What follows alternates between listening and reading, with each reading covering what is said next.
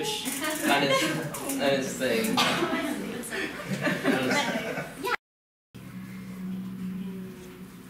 Any other questions? Yes. Hand over there. I can't see you. What, like, for your first kind of role, or like, did you have to buy an external mic or anything? For my first role? Yeah. Or like first recording or first recording role and anything. Just no. A long time ago when I first started, I just got thrown in, not knowing anything about voiceover. It's kind of embarrassing, because I may have mentioned this earlier.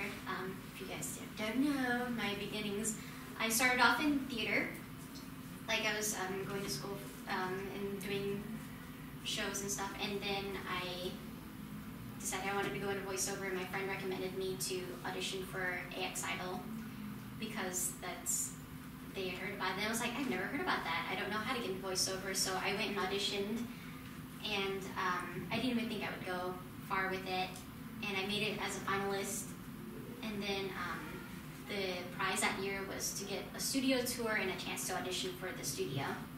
And so I didn't win that competition, but they still offered me a tour and an audition anyway, so it's like I won unofficially.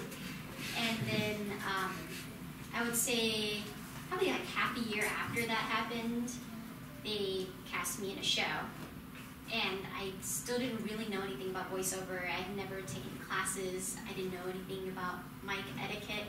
I went in, and Tony Oliver, who was my first director and my greatest mentor, he was able to kind of teach me like how to stand and perform, because I was so nervous that I was like gripping the stand where the scripts are like this and reading, and he was like, okay, let's peel you off here and have you hold your hands on your hips so that you open up your chest area so you don't sound so stiff, and we get better airflow that way and be able to perform better. So that was my first like chance at voiceover. I'm really lucky that I did do okay because I didn't know anything. I didn't have a mic then at the time either, but I did eventually buy one a little bit later just to practice with. And then eventually when they switched over to doing a lot of auditions from home and submitting through email, that's when I finally put the money in to get like a really nice professional setup instead of my little USB mic. I hope that answered your question. Anything else? Yes? I have a question for you. Going back to the theme of the panel, what you said earlier, you discussed how you were, when you were looking at taking that particular role that you thought was questionable, how it would affect your future career, and how people, your fans, perceive you and possible stalkers that would come out, but those factors. And he might be able to chime in on this as well. Is that an issue specific that, and more, is that a bigger issue for female voice actors, or does it apply across the board to everyone? I don't know. I mean, like, I'm sure. Well, I don't know if you have any. Wait, what exactly was the question? Just, do you think that females have more stalkers? stalker fans than male actors? I don't know if they're like stalkers, but I mean, you get some weird ones. Like, I don't know. Well, I am thankful that people even look at my posts online. So. But do you mean like stalkers in real life? Well, because that or stalkers? It's a bigger concept. When you're looking at a particular role, how unconcerned are you in particular about how a more sexually suggestive role, for example, can affect your future career, and what roles you were offered or allowed or take auditioned for? And just that per lay, and is there a difference between male and female voice actors with that particular concern? I think that would apply, yeah, more to Xanthe than it would to. I mean, I don't know, with all like the edgy. Are there any like male shows like? And if there are, then like very few. Maybe right? you just get more female fans. Like, but I know, I don't know. But I don't know. I think it's because some people, they're not able to draw the line between like, this is the actor playing this character, or this person is the character. And so they might approach me like, oh, you're this character, you know, like, and then they'll like, I mean, a lot of times they're very sweet, they're very nice, and they'll like, and when they like quote lines and things like that, Yeah. but when they start acting like too much, like, oh, you know, I married you in that one game, you know, like, and then they just kind of get a little too close and just like, I'm really glad you enjoyed my character in that, Yeah. but that's not me. I've seen so many weird, cringy things online about that, and I felt bad. Like I was telling you about that one thing that I saw of like of Jeremy's online or whatever.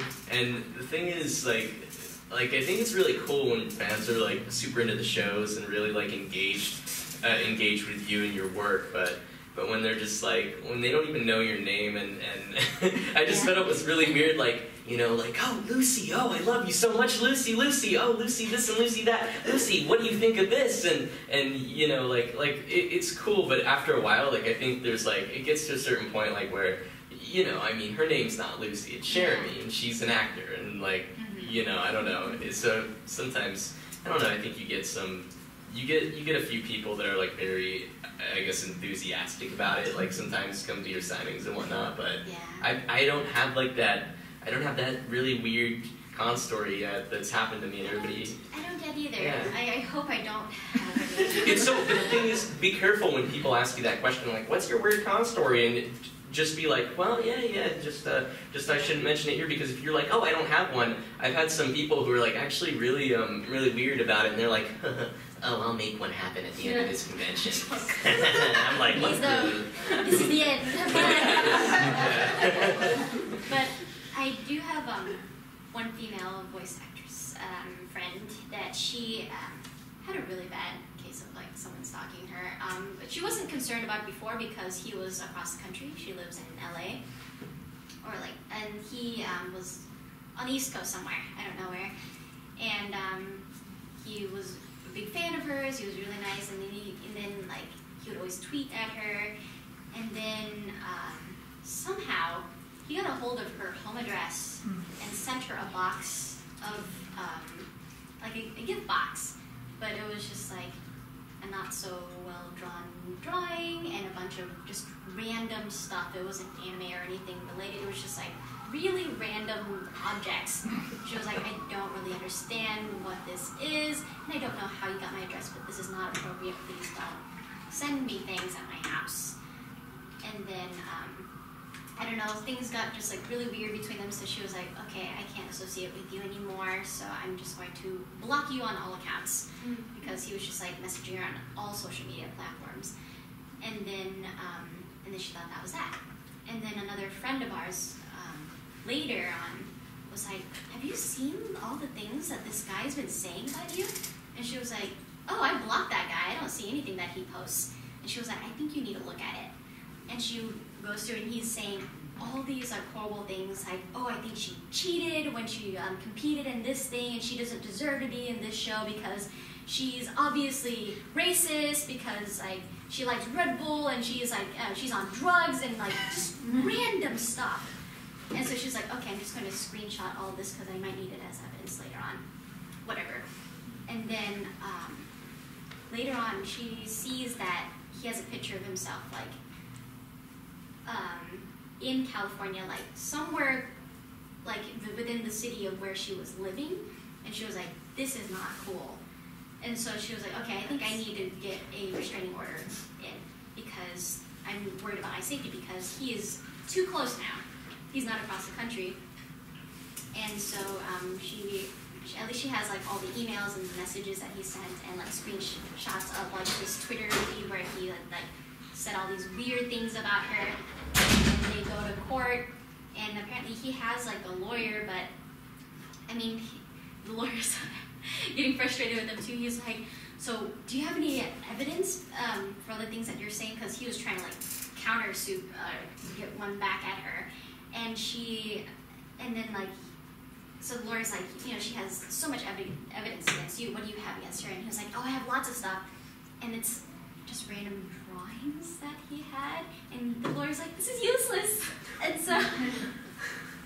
And so they get in front of the judge, and you know, they're going through her evidence, and then the other side, it seems like the guy's like kind of like doing this thing, And the judge looks over and he says, "Oh, it looks like your client wants to say anything. Do you want to allow him to say something?" And the lawyer's like, "No." And so the restraining order goes through, and so she has that against him. And then I think later on at Anime Expo, she was like I guess they were an industry person there. And then when she got her badge, and they were saying, "Oh, there's somebody like that's been emailing us and saying that, you know, like you shouldn't be admitted to the con because you're on drugs and you have all these like things against you." And she was like, "Oh, you mean the guy that I have a restraining order against?" And they're like, "Okay, we're going to ban this person from the con." So he wasn't even allowed into the con, which was good. But man, it's scary. I mean, that seems like a very extreme case, but you know, I'd rather not let things build to that extent. That's crazy. Yeah. Sounds like that guy was on drugs. I know, right? Clearly on something. I don't know what. But I have yet to have that experience for myself. I'd rather learn from others. Yeah. Any other questions? Yes? I guess in terms of just the industry in general, with voice acting, particularly I guess with anime or just more Eastern productions, do you find the like I guess things being difficult or not as difficult compared to like your male counterparts, or is there like a general kind of idea that you have when it comes to voice actors, whether they're male or female? I'm not really sure. I don't know how to answer that. I think, like, they used to say that in, particularly if you're in, like, the commercial world, there's a lot more parts for males than females when it comes to commercials. And, like, women would, especially if, like, for someone that has, like, a young voice like me, I would probably be just doing, like, it's back to school season, you know? Like, and then that would be my only time that I would actually work in commercials. I feel like promos and trailers, that's very male-dominated. And that just might be because that's just how things started. And then they just kind of continue that way because it's a tradition now. But I know that things are changing in, like, so, I mean, eventually maybe it'll be more equated, but I don't know. And especially if you're thinking about, like, anime, it's kind of hard because, like, certain roles are, like, genders are written for certain roles. But it also turns itself on its head a lot, too. I mean, that's why you have, like, little 5-year-olds and bloomers that are, like, commanding an army, you know? It's just a very anime thing. But, yeah, I don't know. It's a very good question.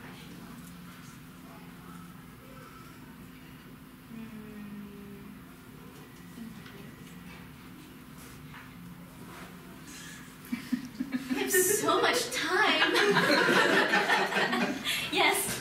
Okay, for both of you, what's your favorite piece of merchandise of yourself?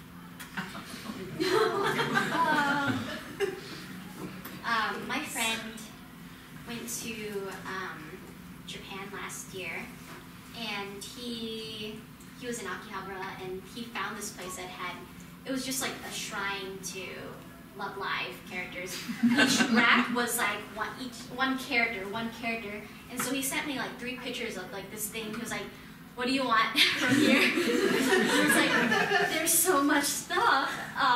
I don't know." And then he came across this, like, one of those crane games where it was like a giant pillow of Hanayo. And I was like, I want that, but then I don't want you spending money to try to, like, win that for me. So I was like, okay, just give me, like, I chose, like, some random keychains that would be easy for him to travel with.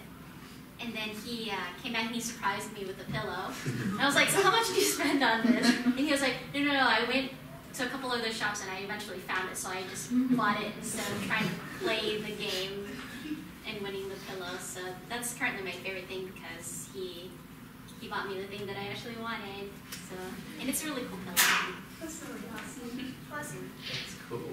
What's the favorite thing that you...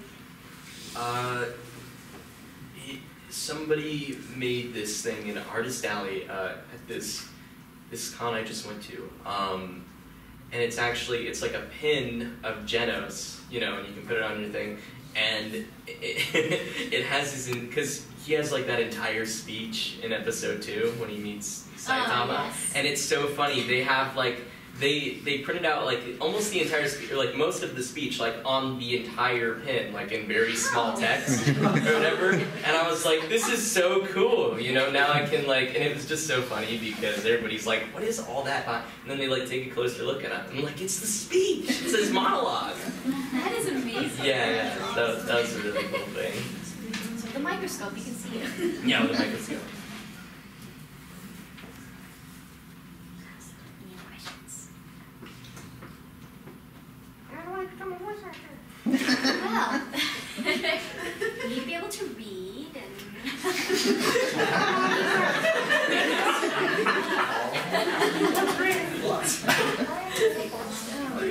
you have much to learn, young disciple. Master.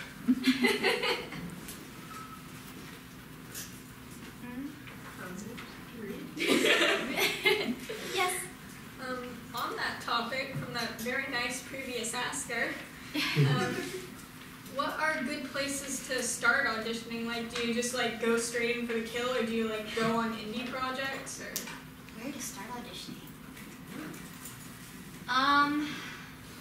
There's a number of ways. I know that if you're just kind of starting out, the VAC is really good. The Voice Acting Club. They have a lot of indie stuff. A lot of it's free, but there are some paid projects on there as well. And I think that's a good place if you just want to practice auditioning and try to see like where you fit in locally, or what characters you're able to play without having a lot of backlash, I guess. Like it's your place to like practice and make mistakes. And then if you want to go up to the next tier, you can do the pay-to-play sites like Voices 1, 2, 3, where you pay like an annual fee, and then you get all these auditions for like commercials, games, or whatever that's on there. But I don't know. I know some people that work on there regularly, and then others that just pay the fee and audition sometimes and just never make enough to really make up for what they paid to join the site. So I don't know about that because I don't venture into that world yet. But I think those would be like the places to start, really. I know that people really look down on fan dubs, but I mean that's a way to practice and to play around. And like it's not easy to do all the technical stuff, like to read and like try to match the flaps and stuff. So practice. On auditioning, how does that usually work? Like, do you do it live, or do you send in a reel, or? It's a mix of those things. Sometimes they cast you off of if you have a reel, they'll sometimes cast you off of that. Or like some of the studios that I work at, I don't have a demo reel right now, but I've worked with them so much that they have in-house like little clips of the things that I've worked with them before. Sometimes they'll cast from that.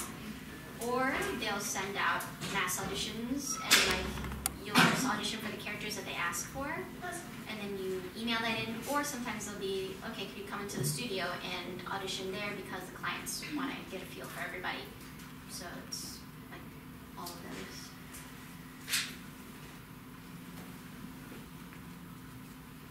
Yes. Can you talk about the difference between doing dubbing versus doing prelay? So with dubbing, it's something that's already established, and so you're kind of working with like a character that's already out there, and you're trying to like doing your best to kind of match up with what they put to the table. Sometimes the directors will like point you away from that, and that's their decision. And as long as you're making them happy, that's really what matters. I know sometimes fans will argue this is not like the original, but sometimes they want to go with something a little bit different or different nuance that maybe didn't play out so well previously.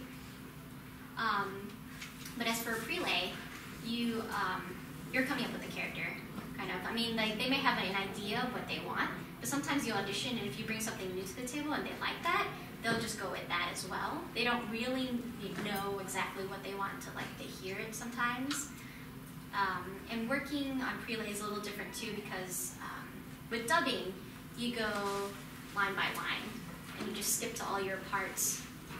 And with prelay, you're a lot of times, I mean, sometimes it's single person booth style too, but a lot of times you'll have other actors in the room, and then they'll say, okay, we're gonna go from line 1 to 9, and then we'll go through those, and then they'll go like, okay, we need to pick up line 2 and 4, because, and then give you direction, and they'll just redo those lines. And then you move on to the next section. And then, so it's a little bit more, at least in that way, you kind of get everything that's happening, instead of just jumping to different parts and not really know what's happening, and then relying on the director to kind of tune you into what's happening in your relationships with other characters.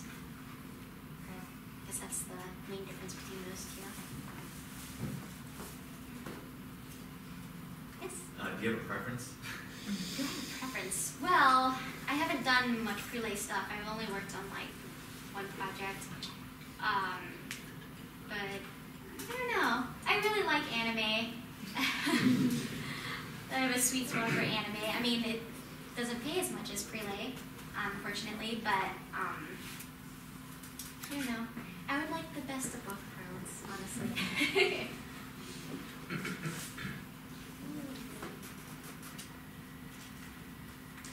Yes. You mentioned you had a history in theater. Were you ever in any musicals?